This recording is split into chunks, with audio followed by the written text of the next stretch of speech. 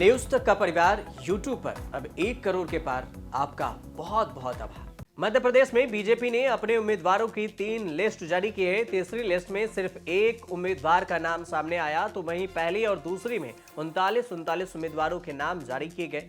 BJP ने 39 उम्मीदवारों की दूसरी सूची में कई चौंकाने वाले नाम सामने किए। खास बात यह है कि इस सूची में बीजेपी अपने 3 वर्तमान विधायकों के टिकट भी काट दिए। जिस 3 विधायकों का टिकट काटा गया है बीजेपी की तरफ से दूसरी लिस्ट में, उसमें मैहर से विधायक हैं नारायण त्रिपाठी और सीधी से हैं केदारनाथ शुक्ला और तीसरे नंबर पर है नरसिंहपुर से जालम सिंह पटेल।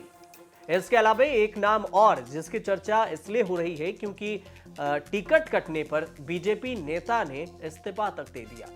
दूसरी लिस्ट जारी होने के कुछ ही घंटे बाद बीजेपी के एक बड़े नेता डॉक्टर राजेश मिश्र ने पार्टी से इस्तीफा दे दिया। साथ ही उन्होंने कहा कि बीजेपी को हम जैसे कार्यकर्ताओं की जरूरत नहीं है, मैं पार्टी में बोझ बनकर नहीं रहना चाहता हूं। और उसके बाद उन्होंने ट्विटर पर पोस्ट किया, अपने इस्तीफे के लेटर भी पोस्ट की है। तो वहीं दूसरी तरफ टिकट कटने के बाद नारायण त्रिपाठी ने तंज कसते हुए बीजेपी पर कहा कि इतने बुजुर्ग सांसद, नेता, मंत्रियों को अगर बीजेपी चुनाव लड़ा सकती है तो फिर मुरली मनोहर जोशी और लालकृष्ण आडवाणी को भी किनारे क्यों कर दिया गया।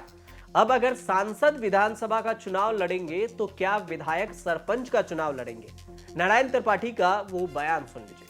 यदि इतने सीनियर बुजुर्ग लोग सांसद और पूर्व वर्तमान मंत्री को भारतीय जनता पार्टी विधानसभा का चुनाव लड़ा सकती है तो मुरली मनोहर जोशी जी और सम्माननीय आडवाणी जी का अपराध क्या था? उनको क्यों किनारे कर दिया गया? ये भी सोचनीय विषय है। जब सांसद विधानसभा का चुनाव लड़ेंगे और विधायक सरपंच का फिर चुनाव लड़ने लगे, युवा राष्ट्र, युवा देश की कल्पना करने वाले इन बुजुर्गों को लोकसभा से विधानसभा भेज रहे हैं।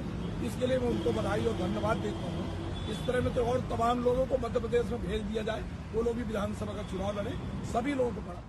नारायण त्रिपाठी ने ये तंज इसलिए भी कसा है क्योंकि बीजेपी की दूसरी लिस्ट में 3 केंद्रीय मंत्री नरेंद्र सिंह तोमर, प्रहलाद पटेल और फग्गन सिंह कुलस्ते को विधानसभा चुनाव में उतारा गया है।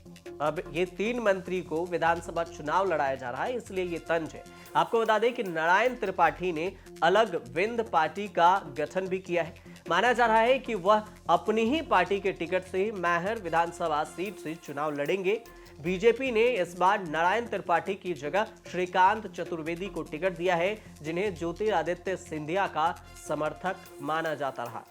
इसके अलावा इस लिस्ट में सीधी पेशाब कांड का भी असर साफ तौर पर दिखा, जिसकी वजह से मौजूदा विधायक केदार शुक्ला का टिकट काट दिया गया। इसकी वजह पर पार्टी ने सांसद रीति पाठक को टिकट देकर मैदान में उतार दिया है। आपको यह भी बता दें कि सीधी से इस बार बीजेपी मध्य प्रदेश कार्य समिति के सदस्य राजेश मिश्रा ने आस लगा रखी थी, लेकिन दूसरी लिस्ट में उनके उम्मीदों पर पानी फेर दिया गया और उनका टिकट काट दिया गया। इसके बाद अब वो बगावत पर उतर गए हैं और उन्होंने पार्टी से इस्तीफा दे दिया। ऐसा माना जा रहा है कि बीजेपी एक बार फिर से मध्य प्रदेश की सत्ता में आने से चूकना नहीं चाहती है। इसको लेकर अभी कई लोगों के टिकट और भी कट सकते हैं, कई लोगों के टिकट पर कैंची भी चल सकती है। इसके अलावा राष्ट्रीय महासचिव कैलाश विजयवर्गीय के बेटे आकाश विजयवर्गीय का टिकट कटना भी तय माना जा रहा है। वहीं कई केंद्रीय मंत्रियों और सांसदों को चुनावी मैदान में उतारकर बीजेपी ने विधानसभा चुनाव में एक सत्ता में वापसी के लिए पूरी ताकत झोंक दी है। इसमें से ज्यादातर नेता अपनी लोकसभा सीट पर कई बार से जीत दर्ज करते आ रहे हैं। आपको ये भी बता दें कि दूसरी सूची के साथ बीजेपी विधानसभा की 230 में से 79 पर अपने उम्मीदवारों के नाम का ऐलान कर चुकी है। बाकी के उम्मीदवारों का ऐलान करना अभी बाकी है। हालांकि कांग्रेस ने अभी तक पहले लिस्ट भी जारी नहीं की है, लेकिन अभी तक मध्य प्रदेश चुनाव में तारीखों का ऐलान भी नहीं हुआ है, लेकिन उससे पहले ही बीजेपी ने यह लिस्ट जारी की। आप देखते रहिए न्यूज़ तक।